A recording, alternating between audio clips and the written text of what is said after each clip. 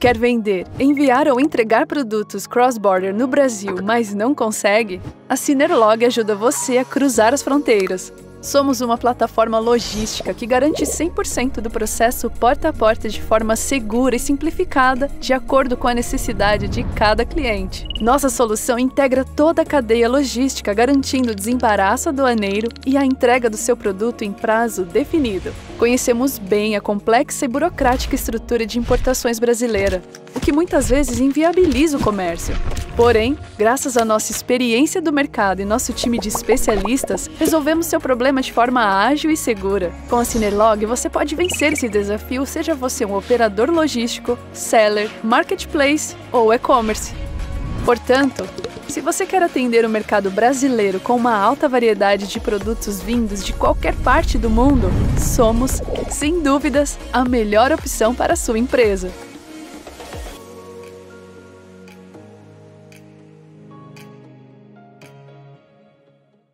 Bem-vindos ao nosso terceiro painel do nosso Fórum Econômico. Nós vamos agora discutir um assunto que, de fato, tem impacto direto na economia, que é justamente as eleições presidenciais.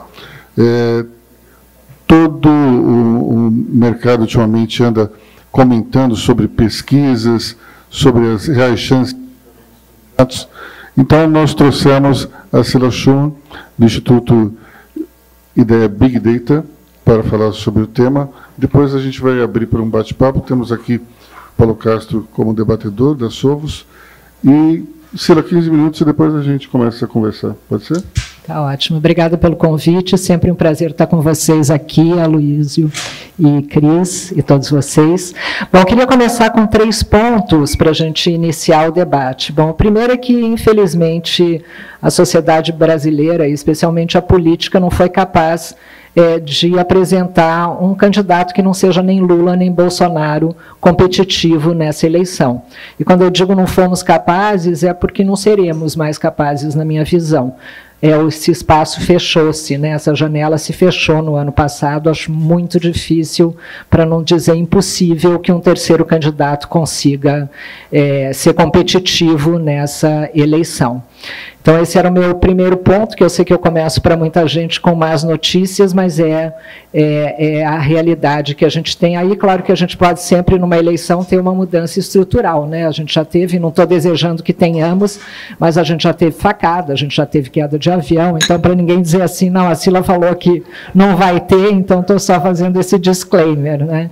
Mas, a princípio, o que a gente tem aí é Lula e Bolsonaro, como vocês sabem, muito polarizados. Um só existe porque o outro existe, não é? Eu entendo que, se o Lula não fosse candidato nessa eleição, eventualmente Bolsonaro nem seria competitivo. E explico por quê, gente. Uma reeleição é a respeito de se a gente quer ou não continuar com o atual governo. É sobre isso, prioritariamente. E mais da metade da população brasileira não quer continuar com o atual governo. Então, o Bolsonaro tem esse problema, e é o problema que ele tem que resolver. Ele tem tido alguma dificuldade para resolver isso. Ele tem, digamos que, perdido algum tempo para resolver isso. Ele, com as últimas ações, me parece que está mais consciente disso, né? Consciente de que não vai ser suficiente o antipetismo para vencer a eleição, acho que como era uma visão ali dentro da campanha dele. É preciso mais.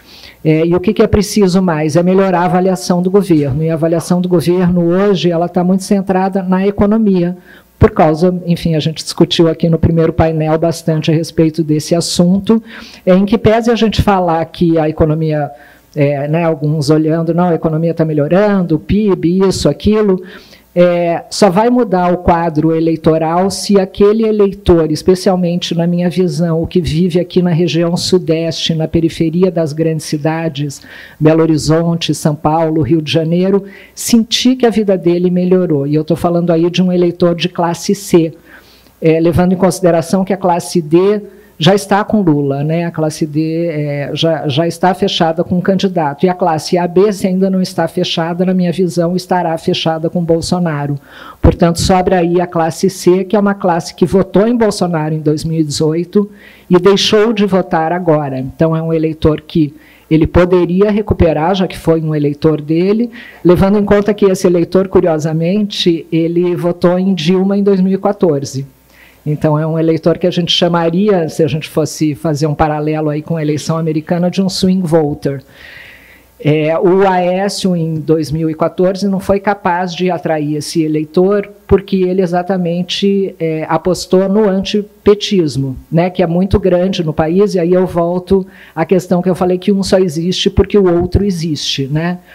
O Lula só está na frente dessa eleição porque a gente tem um candidato à reeleição muito mal avaliado, como é o Bolsonaro. Nesse cenário, um candidato como o Lula, que é amplamente conhecido, que já foi presidente, enfim, que está nas nossas vidas, aí o PT com o Lula, e mesmo sem o Lula, quando foi a Dilma, mas na verdade a Dilma era uma continuação do Lula, ele está no ticket eleitoral desde 1989. Desde 1989 o brasileiro decide se ele quer o PT ou não quer o PT governando o país. Então, de novo, a gente vai ter isso, e por conta disso e de vários outros fatores, a gente tem o tal do antipetismo, que é muito alto. O que acontece hoje? O antipetismo ele é menor do que o antibolsonarismo. E eu chamo de antibolsonarismo não é exatamente uma rejeição a esse tipo de governo ou a essa ideologia, seja lá como a gente for chamar, e sim ao governo. Quer dizer, o governo não está sendo capaz ou de entregar ou de comunicar o que entrega. Portanto, tem uma resistência bastante grande a essa continuidade. Por fim, o meu terceiro ponto é que eu tenho trabalhado mais recentemente com uma probabilidade da eleição acabar no primeiro turno. Estou trabalhando aí com 60-40 da eleição acabar no primeiro turno.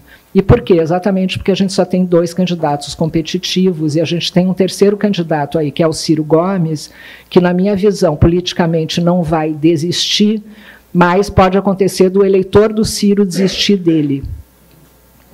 Porque a gente... voto útil de primeiro turno, né? Um voto útil. A gente teve voto útil, né, o brasileiro tem um pouco esse hábito de adiantar o segundo turno no primeiro. Isso aconteceu lá quando o eleitor abandonou a Marina e foi para o Aécio, por considerar que o Aécio era mais competitivo para ganhar da Dilma no segundo turno, e mais recentemente o abandono aí ao Alckmin, né, aconteceu exatamente esse movimento, o eleitor abandonou o Alckmin para ir para o Bolsonaro, porque achava que o Bolsonaro teria maior capacidade de vencer o PT.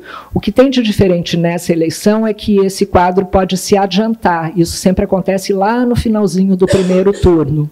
Acontece que essa eleição ela é diferente de todas, exatamente porque a gente tem 2 candidatos amplamente conhecidos, um presidente e outro ex-presidente. Na espontânea, que é aquela pesquisa em que a gente não mostra o nome dos eleitores, né, em que você só pergunta em quem você vai votar, e aí o que vem na cabeça da pessoa, ela diz, a gente já tem muito mais de 60% do eleitorado decidido, e o eleitor que fala na espontânea, ele é muito mais engajado, né, ou seja, ele já realmente sabe o que ele está fazendo. Então, eu acho que tudo isso pode adiantar esse fenômeno. E por que o eleitorado do Ciro o abandonaria? Porque é uma eleição de medo, como eu falei, é uma eleição de 2 rejeições. Então, o que acontece? Sempre que o Lula cresce na pesquisa, depois o Bolsonaro faz uma questão de pêndulo, né?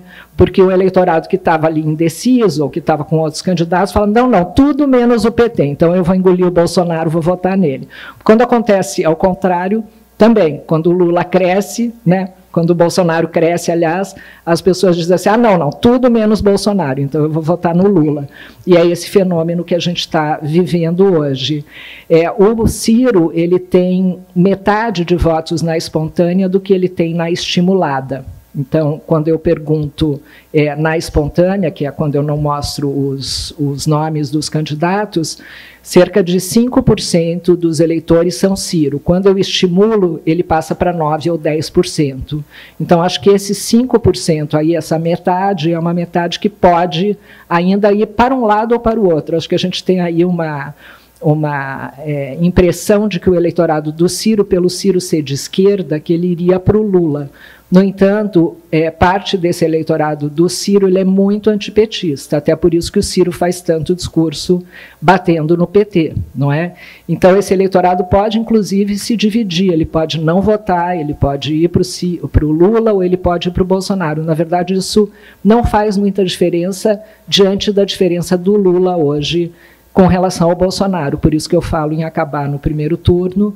É uma possibilidade, como eu falei, de 60 a 40, aí ainda não é um quadro fechado, mas a gente começa a trabalhar com isso.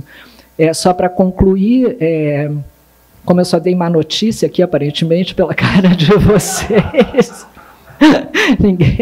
ninguém está muito feliz. Se acabar no primeiro turno, a única vantagem, talvez, é que eu estou muito preocupada, de verdade, com a questão da descredibilização do sistema eleitoral no Brasil. Acho que a gente está avançando aí para um momento que pode ser muito perigoso, não é? A gente nunca teve nenhum caso de fraude, nem de imaginar que pode ter havido fraude no sistema eleitoral brasileiro desde 1996, que é quando a gente usa as urnas eletrônicas. No entanto, é cada vez maior a desconfiança do brasileiro com relação ao nosso sistema. Por isso, pode haver violência, pode haver confusão, pode haver coisas que nunca aconteceram nas nossas eleições, né? Nos nossos vizinhos da América Latina, isso é bastante comum, a gente ter eleições violentas. Aqui são casos isolados, né? A minha visão, e aí é muito pragmática e quase cínica, é que se a eleição acabar no primeiro turno, haverá menos confusão, porque você vai estar elegendo muita gente, né? Especialmente os congressistas, né? Os deputados federais, que vão ter muito interesse, né? Não preciso dizer porquê, que o pleito não seja melado, né? Usando uma palavra aí bem coloquial. Então, agora, se for para o segundo turno, eu prevejo bastante confusão nesse sentido, e acho que a gente tem que ficar muito atento. Acho que para começar eram meus pontos. Bom, antes de passar a palavra aqui para o Paulo, só vou fazer um comentário. Na eleição da Colômbia, houve um número gigantesco de denúncias de fraudes eleitorais, todas comprovadas. Detalhe, voto exclusivamente impresso. Vamos lá. Bom dia, obrigado, Luísio. Bom, a última vez que eu vi a Cila falar nesta mesa, a gente estava falando da terceira via, né, Cila? E você estava justamente nos explicando a dificuldade da formação de uma terceira via, o que está se materializando agora.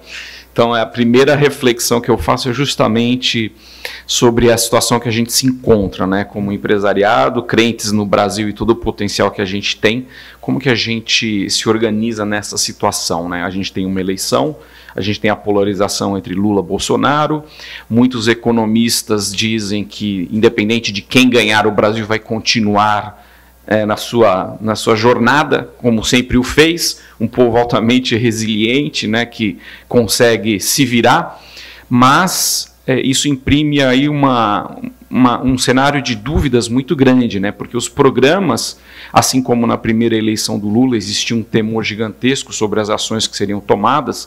Agora a gente começa a pensar, será que vai ser igual o primeiro mandato do Lula, onde ele de fato seguiu a regra do jogo e tentou ser um Lula menos radical?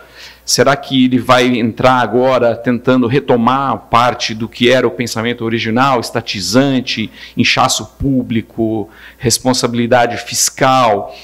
E do outro lado a gente tem o Bolsonaro, né, que a gente tinha uma grande expectativa com relação às reformas, algumas poucas reformas aconteceram, e o empresariado tem que tomar uma decisão do que fazer nesse cenário político, né? Então, eu, como um empresário, penso que nós estamos num momento muito difícil na situação política, e do ponto de vista econômico, a própria discussão aqui, Aloysio, nos trouxe um cenário um pouco mais nebuloso do que eu gostaria de ter ouvido, né? Se fala de uma possível diminuída do crescimento na segunda metade desse ano, que 2023 o cenário global piora, possivelmente o cenário do Brasil piora, e o que nós podemos fazer com relação a isso, né? Esse é o meu grande dilema hoje em dia, Luísio e Cila, né? O que nós podemos fazer com relação a isso. E aí eu fico pensando em alguns termos, né? A gente a gente, como bom brasileiro, está buscando sempre alternativas e soluções, como que a gente pode fazer o país continuar a crescer, os negócios, a educação, como que a gente consegue comer pela borda, né? O Lacerda, que não está aqui, mas não sei se é uma expressão mineira ou não, Aloysio, mas o comer pela borda talvez seja a única solução que nós, empresários, tenhamos. O que é comer pela borda, Paulo? Reforma tributária, que é um assunto do meu interesse, né, da minha especialidade, não acontece.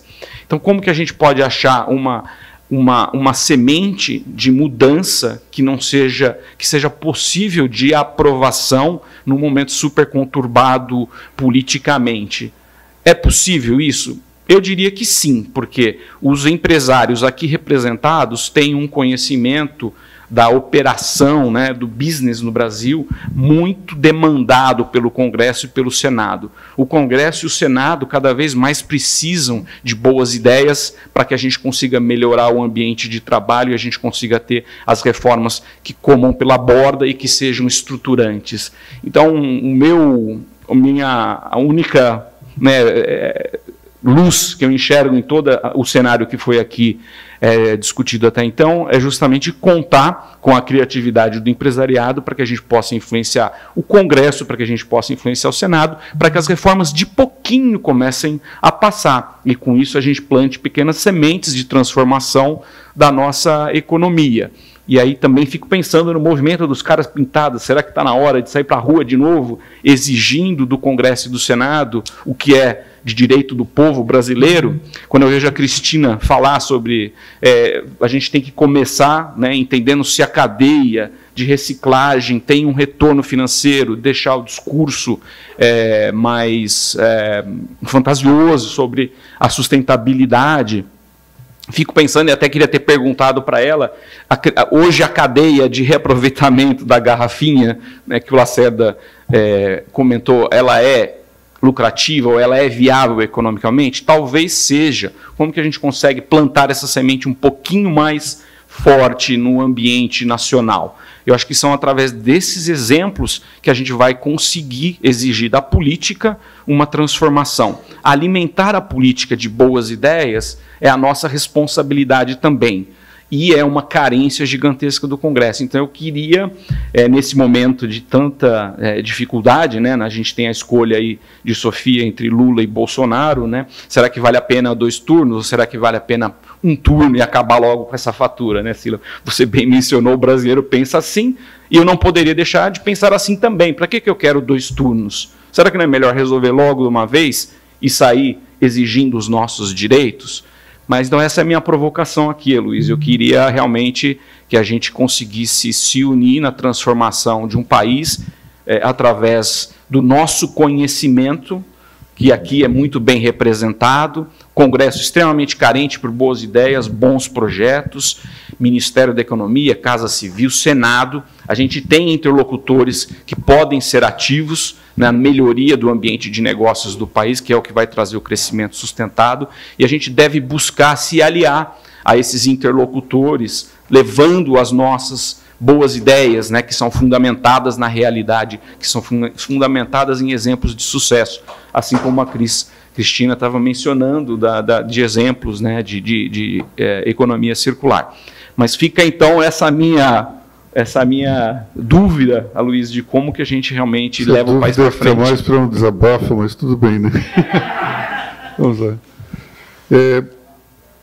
Sila, eu acho que seria interessante a gente começar a nossa discussão da seguinte maneira. As pessoas vêm, nos últimos tempos, me perguntar muito sobre as pesquisas. E por que as pesquisas têm uma certa discrepância. Então, eu fico ali explicando que tem a presencial, tendo telefone com URA, telefone sem URA. Isso dá uma certa flutuação de resultados, mas que quando a gente olha a pesquisa espontânea, ela é sempre muito consistente e muito parecida uma com a outra. Então, explica para a gente como é que funciona, já que você é do Instituto, eu acho que as pessoas vão se sentir mais confortáveis em descobrir o mecanismo que torna uma um pouco diferente da outra. Ótima pergunta, até porque eu acho que depois da urna eletrônica, a pesquisa é o fator de maior desconfiança nessa eleição. Bom, a gente tem uma diferença, né, Aloysio, a gente que já vem de algum tempinho, nessa eleição a gente tem muito mais oferta de pesquisa pública, né? Até um tempo a gente tinha poucos institutos que forneciam as pesquisas públicas. Agora a gente tem uma oferta maior, assim como a gente tem uma oferta maior de modelos de pesquisa, de ferramentas para se fazer pesquisa, né? O Brasil ainda era um país onde a maioria das pesquisas públicas eram face a face, até há pouco tempo, até porque a gente tinha pouco acesso a esse eleitor por telefone, né? Se olhar nos Estados Unidos, por exemplo, é muito raro alguém fazer face a face, até por causa do preço, do tempo, enfim, tem uma série de desvantagens. A gente tem 2 tipos de pesquisa telefônica, vou simplificar bastante, mas grosso modo é isso. Uma é essa que o Aloysio falou, que é a URA. A URA é uma máquina. É uma máquina que liga e diz, digite 1 se você acha isso, digite 2 se você acha aquilo. Tá?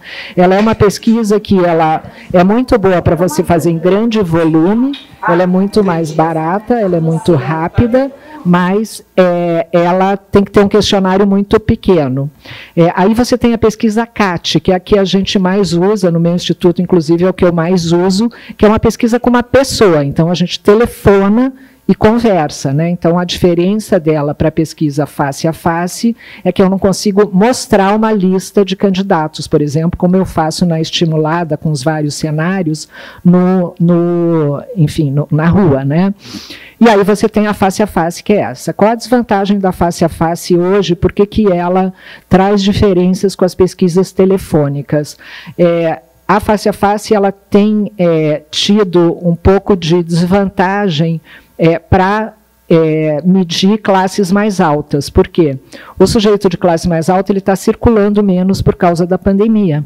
Porque, enfim, tem muito mais home office, tem muito mais flexibilidade. A segunda questão, que já era difícil de pegar gente de classe mais alta no fluxo, né, porque também existe, desculpa, eu não quero entrar em tecnicidades aqui, mas existe a pesquisa que você vai de casa em casa e existe a de fluxo, que você simplesmente para numa esquina de muito movimento e vai parando as pessoas, que é aqui, por exemplo, Datafolha faz.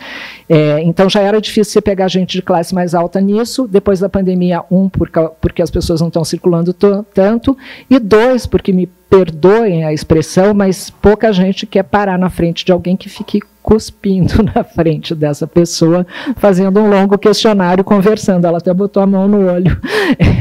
Mas é um pouco isso, né? Quem que quer parar hoje e ficar conversando com alguém que não conhece na rua?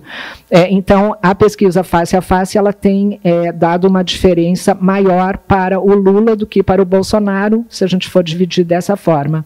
A outra questão é que a gente só teve censo, o último censo que a gente teve no Brasil foi em 2010. O Datafolha, por exemplo, usa esse censo para fazer a distribuição de cotas e ponderação das pesquisas deles. No meu instituto, por exemplo, eu uso o PNAD, que traz, por exemplo, se a gente for olhar evangélicos, no censo de 2010, a gente tinha ali 25% de evangélicos. No PNAD, eu uso 30%, o que dá uma diferença maior na minha pesquisa para o Bolsonaro do que para o Lula. Então, tem muitas dessas questões que acabam sendo técnicas e que acabam influenciando, mas eu diria para vocês que todos os institutos sérios, né, como esses que eu mencionei aqui e outros, que fazem seja pesquisa na rua, face a face, seja telefônica, eles trazem uma diferença bastante consolidada entre os 2 candidatos. A gente tem usado também muito agregador, alguns veículos de comunicação têm usado os agregadores. O que são os agregadores? Você coloca todas as pesquisas públicas numa ferramenta e esse algoritmo, ele harmoniza as curvas, ele não é uma média, mas ele harmoniza as curvas. E essa diferença também está presente nos agregadores. Então, eu diria que tem muito mais discussão sobre pesquisas, e a gente vai ter isso ao longo da eleição, de pesquisas não sérias, que vão apontar um ou outro na frente para animar a sua base. Então, o que eu recomendaria era olharem bastante as pesquisas que a gente considera sérias e olharem muito qual é a amostra, qual é o período, como é que foi o questionário. Tudo isso fica disponível, inclusive porque o TSE exige isso. Então, as pesquisas realizadas esse ano, elas todas que são públicas, elas têm que ser registradas. Então, tudo isso fica público. Então, quando você recebe ali no grupo de WhatsApp, procura perguntar, mas, né, qual foi a amostra? Né? Quando é que foi realizada, qual é o instituto, qual é o histórico do instituto. Espero ter clareado um pouco, sei que é um tema difícil. Vou abrir aqui para a nossa plateia. O Felipe Sabará quer fazer uma pergunta. Parabéns aí pelo painel, obrigado pela oportunidade de estar aqui novamente. Eu tenho um questionamento, acabei de fazer um tweet, na verdade, sobre isso que me veio, que é uma mistura do ISD com o painel do ISD com o painel que está sendo debatido agora. Eu vejo muito uma tentativa de comparação entre Bolsonaro e Lula, em termos de realizações ou não realizações, mas, ao meu ver, e eu queria deixar minha opinião aqui, e aí a provocação, eu acho que não dá para comparar. Assim, Lula é muito pior, assim, infinitamente, na minha opinião, e coloco algumas questões. Falando de ESG, por exemplo, né, a gente sempre viu aí, desde os anos 70, minha família investe muito, trabalha muito com sustentabilidade, eu pessoalmente também trabalho com isso, e no social especificamente, né, quem me conhece sabe, da Arca, população de rua e tudo. Então, eu vejo assim, a questão do S, você fala do social, né? O que os governos PT, Dilma, Lula, fizeram para o social? Então, fala muito sobre o crédito, distribuição de grana, o Bolsa Família, aí você vai ver o governo Bolsonaro, fez também, distribuiu ali o auxílio e tal, uma certa forma forçada pelo Congresso, mas fez. Aí você vai falar do meio ambiente, né? Para mim, a grande questão do meio ambiente, que foi pouco falada aqui, mas ela é muito real, é a questão do saneamento, né? Eu vi alguém comentando aqui na saída, eram 100 milhões de pessoas que estavam fora, 100 que estão fora do esgoto e 30 milhões de habitantes, né, sem acesso à água potável. Ou seja, são 130 milhões de pessoas, de 200 e poucos milhões de habitantes, sem o saneamento básico. Isso depois de 14 anos de PT, mais Temer. Então, dentro do E, foi aprovado o Marco Legal do Saneamento, que foi no Congresso, mas, tá bom, vamos falar assim que o E, teve mais desmatamento, questionável também, né? Então, misturando o ISD com a conversa política aqui. Então, se falar de social, não dá para falar que o Lula fez mais que o Bolsonaro depois do auxílio. Vai falar de E, do environmental aí, eu considero o Marco Legal do Saneamento a maior vitória dos últimos 100, 200 anos, porque, para quem conhece favela, sabe que o pior problema no Brasil de ESG, de E, é saneamento. As pessoas vivem no cocô. Essa que é a real. E se vai falar de governança, que eu acho que é o grande tema, a grande questão de discussão do ISD é o G, é a governança. Você vai falar de corrupção. Bom, o Lula, ele pessoalmente é responsável pelo maior caso de corrupção da história, talvez da humanidade, né? Falando de bilhões de dólares desviados, foi preso, eu nem estou falando da prisão dele. Quantos recursos foram devolvidos de fato aos cofres públicos, inclusive em processos internacionais. Então, eu não vejo essa questão dessa discussão, óbvio que, assim, como comparar Lula com Bolsonaro? Na minha opinião, é impossível dizer isso. Se a gente for falar que a gente é preocupado com o ISD, não tem como falar em votar em Lula. Então, essa é a minha questão aí. Como que a gente coloca na sociedade, como é que a sociedade está aceitando, uma sociedade que diz que se preocupa com o ISD, principalmente o G, que um corrupto, condenado, explicitamente corrupto, responsável pelo maior caso de corrupção, como é que ele pode ter sido solto pelo judiciário, que se diz aí imparcial, que inclusive foi nomeado por ele mesmo, na maioria, como é que a gente pode considerar um Lula, fica a pergunta para os dois aí, como é que a gente considera e passivamente a sociedade aceita um candidato como Lula?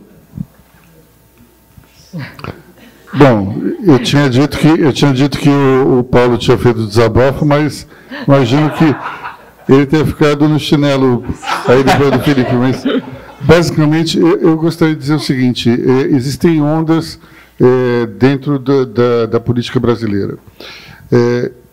Como a Cila disse, o Bolsonaro criou Lula, Lula criou Bolsonaro. Na verdade, são duas fontes que se retroalimentam.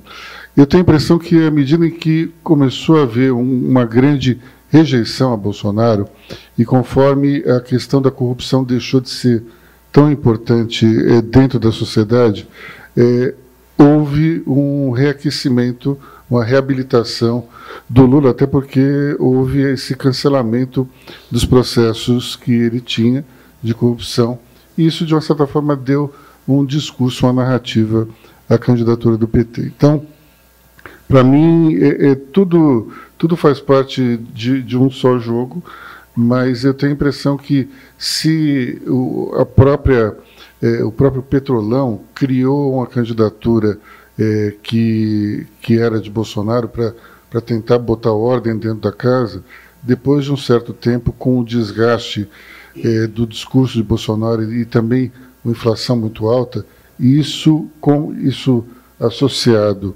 ao fato de que houve essa questão jurídica, Lula passou a ser um nome de volta ao tabuleiro. Para mim, a explicação é essa. Se isso está certo ou está errado, a gente vai saber mais para frente. Mas, Cila, por favor. Isso é uma função das campanhas, inclusive, né? Eu acho que esse desabafo do Felipe é muito o que a campanha vai ser, né? Eu acho que a visão de cada um dos lados sobre o outro, se a gente pegasse um bolsonarista aqui, talvez ele fizesse, aliás, um lulista aqui, talvez ele fizesse um desabafo parecido com relação ao Bolsonaro, né? Então a gente vai ter uma eleição. Não, faz. É porque você não consegue. Mas não se trata disso, se trata... bom, enfim.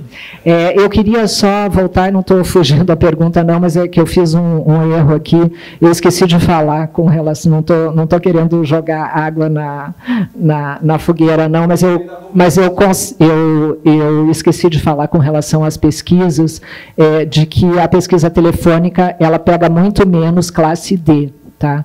A gente aumentou muito, né? Se for comparar, por exemplo, a eleição de 2014 para de 2018, o número de celulares cresceu muito e de 2018 para agora muito mais. Então, eu consigo fazer pesquisa muito mais com classe D hoje, telefônica, do que eu conseguia antes, mas ainda tem uma defasagem. Então, na mesma coisa que eu disse que a pesquisa face a face não pega classe alta, a telefônica também pega menos classe D, tá? Desculpa que eu esqueci de falar disso. Eduardo Diogo. Obrigado, Luiz. Belo momento aqui que você e a Cris estão proporcionando a todos nós. Quero fazer uma pergunta aqui para a Cila. Eu acredito assim, primeiro você falou a questão do plano amostral, uma das coisas, e falo como um observador leigo, as pessoas, quando elas se atentam a alguma coisa da forma com que a pesquisa foi elaborada, ela vai olhar a famosa margem de erro. Índice de confiabilidade, jamais nem o pessoal olha. Plano amostral, então, nem de longe. Partindo do pressuposto, que é o que a gente tem que partir, que as pesquisas são todas firmes, perfeitas, feitas realmente com legitimidade e sem qualquer tendência, que o plano amostral pode desvirtuar, sem qualquer tendência, eu queria fazer dois comentários. Eu acho que a maior, Aloysio, sinceramente, a maior, desculpa o termo, bias que pode existir numa pesquisa eleitoral nessa época e para trás, é falar de segundo turno. Ela não significa absolutamente, na minha humilde opinião, nada, zero. Porque na hora que um primeiro turno ela se encerra, o jogo zera completamente, todas as forças se reordenam. Então, tanto aqui como nos Estados Unidos, qualquer local, falar de segundo turno lá nos Estados Unidos é diferente. Mas falar aqui de segundo turno, falar de segundo turno agora, para mim, não traz qualquer informação, apenas gera uma determinada tendência que a pesquisa quer induzir. Ponto 1. Ponto 2, e aí é a pergunta, qual é exatamente o que é que vocês estão cuidando para poder tentar identificar no que, no meu humilde entender, é o maior desafio de todos os institutos de pesquisa, que é identificar exatamente, e eu acredito que não só na espontânea, queria saber quais são as pesquisas que vocês têm, as perguntas-chave, para identificar o movimento de última hora. Porque o movimento de última hora, repetindo, partindo do pressuposto que as pesquisas são perfeitas, é aquilo que gera o descredenciamento das pesquisas sérias. É a não identificação do movimento na última hora. Então, a pergunta é, quais são os mecanismos, que eu acho que a identificar só uma espontânea não é suficiente, que vocês estão utilizando para poder identificar os movimentos de última hora e tentar trazer um pouco mais de credibilidade para as pesquisas? Bom, vamos por partes. Você tem razão quando você diz que a pesquisa de segundo turno, às vezes, é exigir demais do eleitor que ele pense lá na frente. Só que não é o que acontece nessa campanha, em que a gente já está numa campanha de segundo turno, porque a gente só tem 2 candidatos competitivos. É o segundo turno no primeiro turno. Então, nessa campanha, a gente não está com esse problema. Então, um problema a menos para a gente ter que resolver. Com relação às questões de última hora, também você tem absolutamente razão. A gente teve aí Brexit, a gente teve Trump, a gente teve uma série de fenômenos no mundo. Prefeitura. Dória, a gente teve uma série de fenômenos em que os institutos de pesquisa não foram capazes de localizar esses movimentos, mas eles aconteceram, por exemplo, o Brexit é muito mais de presença ou não presença de eleitores, né? E isso é uma questão que preocupa muito aqui no Brasil, que é a questão da abstenção. A abstenção já tem aumentado muito, por exemplo, o Dória, ele teve menos voto do que a abstenção brancos e nulos, né? Só para dar um exemplo aqui muito perto da gente. Eu ouvi alguém falando aqui de Colômbia, abstenção, na Colômbia nem teve abstenção, na Colômbia 46. Foi a maior presença que já aconteceu e o presidente foi eleito com o maior número de votos da história lá. Foi a maior presença, mas a abstenção foi de 46%. Sim, mas foi a menor abstenção nos últimos 24 anos, porque o voto lá não é obrigatório. Chegou é aí que eu queria 54% de abstenção. Mas foi a menor abstenção dos últimos 24 anos, porque o voto não é obrigatório, ao contrário do Brasil, onde eu só estou citando a Colômbia para chegar nesse ponto. Aqui o voto é obrigatório, mas alguns acadêmicos com quem eu converso, lá fora, já consideram que o voto no Brasil não é obrigatório, porque é muito fácil você justificar porque que não votou, especialmente depois da pandemia. Na pandemia, o TSE lançou um aplicativo que é muito simples. Você baixa o aplicativo, justifica que você não votou e acabou, né? Então, é um KPI que eu vou usar muito agora, é ver quanto desse aplicativo vai ser baixado. Isso vai me dar alguma previsão de abstenção. E é uma multa ridícula também, né? É uma multa ridícula para quem é de classe mais alta. Para quem é de classe baixa, qualquer dinheiro é dinheiro, especialmente no nível de pobreza que a gente vive. Então, por exemplo, a abstenção, ela favoreceu a Dilma em 2014, só para dar um dado para vocês. Em 2018, aliás, desculpa. Em 2018, contra o Aécio, a Dilma foi favorecida. 14. Isso eu tenho... 14. 14, desculpa, eu falei 14 e voltei para 18. Em 2014, perdão. Porque a abstenção ela é uma ação, uma atitude muito mais tomada por quem é de classe alta do que por quem é de classe baixa, não só por causa da multa, mas também porque quem é de classe baixa depende muito mais dos serviços do Estado. Portanto, a pessoa não pode e não quer ficar devendo nada para o Estado. Então, isso é um dado, por exemplo, com o qual a gente trabalha. Então, só estou tentando te dar um exemplo para dizer que a gente que faz pesquisa, a gente não quer errar. Pelo contrário, a gente quer acertar e a gente usa de muitas questões, né? Eu acho que as pesquisas públicas, que aqui todo mundo tem acesso, ela, em geral, ela traz um questionário mais restrito até pelo custo e até pelo uso desse questionário. Quando a gente faz pesquisas, eu, por exemplo, a minha principal atividade é fazer leitura de cenário para o mercado financeiro, em primeiro lugar, e, em segundo lugar, para empresários. Quando eu faço para o mercado financeiro, que é o que eu faço o tempo inteiro, eu não posso errar. Eu não quero errar, eu não posso errar, porque eu estou trabalhando ali com posições muito importantes de tomadas de decisão. Então, eu uso muitos outros elementos que não só o horse race, como a gente chama, né? Quer dizer, para mim, quem está na frente não é exatamente o dado mais importante. Espero ter respondido. Leandro, pera só um pouquinho, o microfone. Na sua experiência, essa polaridade nós podemos atribuir aos candidatos ou um efeito pós-pandemia, onde a intolerância é crescente, não exclusividade do Brasil, no mundo todo? Boa pergunta. Acho que a polarização ela vem de antes da pandemia, né? Eu acho que são fenômenos aí políticos que a gente tem visto. Eu acho que são muito mais decorrências da rede social, né, que traz muito mais isso à tona, e do próprio, enfim, dos problemas do mundo que não foram resolvidos, né? O mundo está com problemas muito sérios que a política não está sendo capaz de resolver. E aí isso leva a extremismos, leva a paixões, leva a outro tipo de relação com a política. Quando eu falo de rede social, eu não acho que a rede social seja a causa, mas ela acaba sendo um instrumento, né, já que a gente vive em bolhas. Então, você vive eu vivo em bolhas, todo mundo aqui vive em bolhas, e a gente acaba sendo impactado por opiniões que corroboram com o que a gente acha, e aí a gente tem certezas e fica com ódio do outro, né? Então, acho que essas duas questões são bem proeminentes nesse caso. Agora, com relação às duas lideranças que a gente tem hoje, eu entendo que seja quase que um fim de ciclo, né? Porque se a gente for imaginar, inclusive na idade dos candidatos, né, eles estão chegando aí, eu não acho que o Lula, né, ele tem uma eleição aí pela frente, ele poderia ter uma reeleição no máximo, mas nem apostaria nisso, né? E o próprio Bolsonaro também, ele demonstra aí que, né, eu acho que o bolsonarismo vai continuar existindo, inclusive aí pegando o gancho que ele trouxe, que eu acho super importante, é a gente olhar para a eleição de Congresso, né? A única certeza que a gente tem de vitória nessa eleição é a do Centrão, né? O Centrão já está eleito e o Congresso hoje manda muito mais no país do que em qualquer outro momento. Já mandava muito e manda muito mais. O STF também, né, Cida? Não, mas o STF não teve uma mudança, né? O Congresso teve uma mudança nessa legislatura muito importante, que é o orçamento secreto, que são as emendas de relator, enfim, o Congresso está mandando muito mais. Então, a gente olhar para quem a gente vai votar para deputado e para senador, eu considero bastante importante.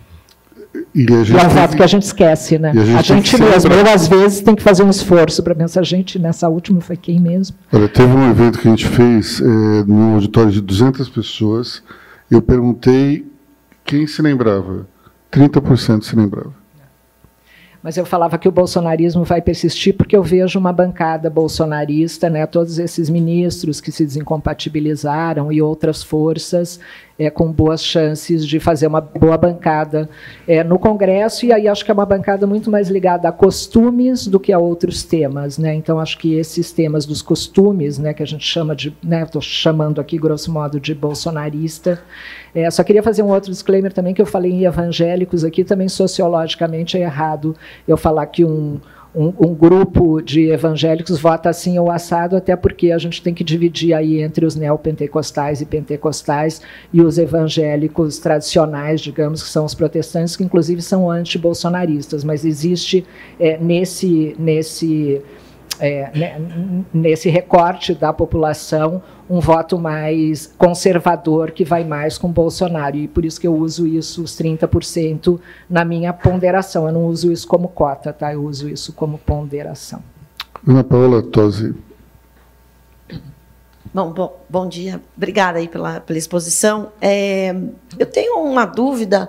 Quando o Lula escolhe um Alckmin para vice, primeiro, se ele vai realmente ser o vice, e ele sendo o vice, é um sinal para o mercado de que ele vai manter algumas políticas mais liberais ou mais de acordo com aquilo que o mercado busca, ou a gente acha que Alckmin não sai como Lula e o Lula não vem com essa agenda mais Lulinha, paz e amor?